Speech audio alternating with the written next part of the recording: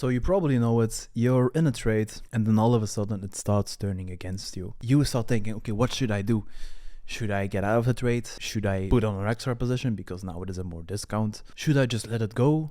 Should I put my stops on break even? Should I make my stop loss smaller? Should I just get out and be safe right now? What should you do? And that is the question of the hour. Basically, it is how to remain calm in trading. And this is one of the more difficult tasks, is being calm, being patient, being like a monk whenever you're in positions. How to easily fix this is basically comes down to systemizing everything. And to systemizing, I mean, make it a system. Make it like a little game where you have a checklist and you can't take anything outside of your checklist.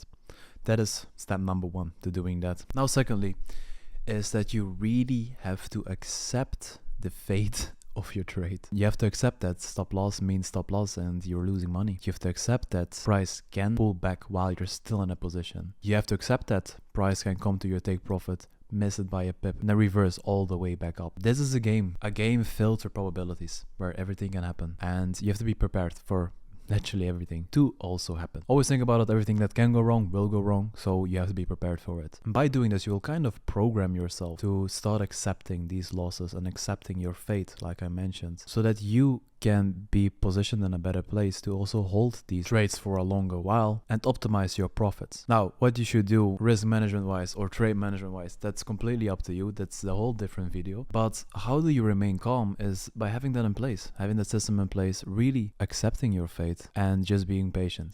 But of course, it is easier said than done. So how are we going to do this in practice? How are we really going to work on ourselves to remain more calm?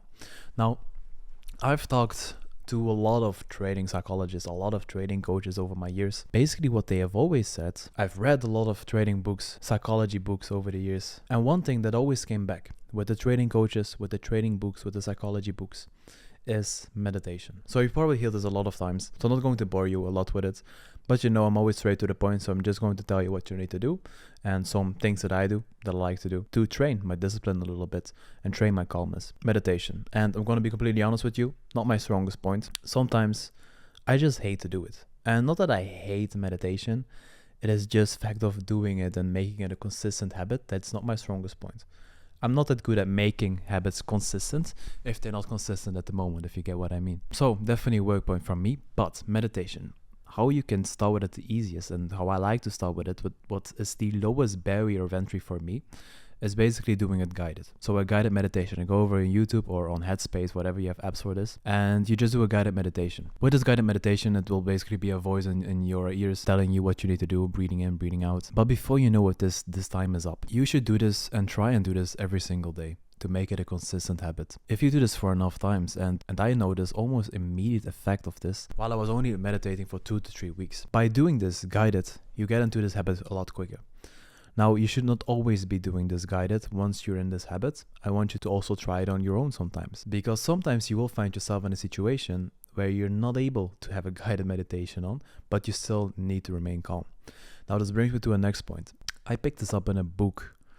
I can't remember which one it was, sad enough, but it basically was about box breathing. And box breathing was not the first time I heard about it in the book, but due to this book, I started implementing it a lot more into my life. Now I use it almost every time when I'm anxious or when I'm angry, or in the markets when I'm impatient. So box breathing, basically, what is it? You have a box like this. I hope I'm good enough at editing to present the box right here, right now. So we have a box like this, and every side has 4 seconds. So basically how it goes is you breathe in for 4 seconds, then you hold for 4 seconds, you exhale for 4 seconds, and you hold again for 4 seconds. Now, my seconds were probably a bit off, but if you do this and you keep doing this consistently, breathing in, holding, breathing out, holding, breathing in, holding, breathing out, holding, you will get into a state of calmness very, very quickly. This is just because breathing is one of the most important things a human can do to dictate its emotions. What you will often notice is that whenever you are anxious, whenever you are angry, even when you are impatient, when you're just not feeling like yourself, you will start breathing a lot quicker than you normally do, or a lot shorter breaths. What is the easy counter to this? Is of course, take your time, take long breaths and really start breathing purposefully. Now, I have asthma, so for me, taking breaths is definitely something more difficult. So I think the effects for me are even bigger. I don't know if it is true, but it feels like it, than for someone else, as this really allows me to get in a lot of oxygen, which I'm normally not getting. And it really brings me to this really peaceful state of mind. So definitely, breathing and meditation, if you combine these two, it will make you a lot more calm. And I always say that trading is a self-reflection of yourself. It is like looking in a mirror. So your worst character traits will come above and your best character traits will come above. If you can just improve yourself, that man in the mirror is also going to be improved. So that man taking the trades is going to be a lot better. And that's basically the way you should approach it. Because that is also one of the secrets to becoming a successful trader, is not how can I be better on the charts, but how can I be better off the charts. And this is something I really realized after becoming a profitable trader, when I was looking at how can I improve even more right now than I was before.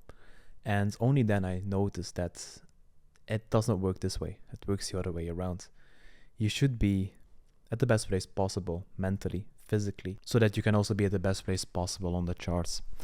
And still, for myself as well, a place where I could do a lot of improvements on. And right now I already know if I'm in the right places physically, mentally, my training is going to be off the charts even. So you should think about us the same. A lot of people are not taking this serious enough. We're making a lot of money in this game, so you should definitely take it serious, because this can change your life. So start working on your habits, start working on your skills, start looking at ways to improve yourself and also remain more calm. Start implementing meditation, start implementing breathing exercises. Try to lower the impact of losers by reviewing them regularly over and over and over again. And of course, only take trades that are in your strategy. I hope you enjoyed this video. I hope you learned something from it. I will see you in the next one. Bye-bye, guys.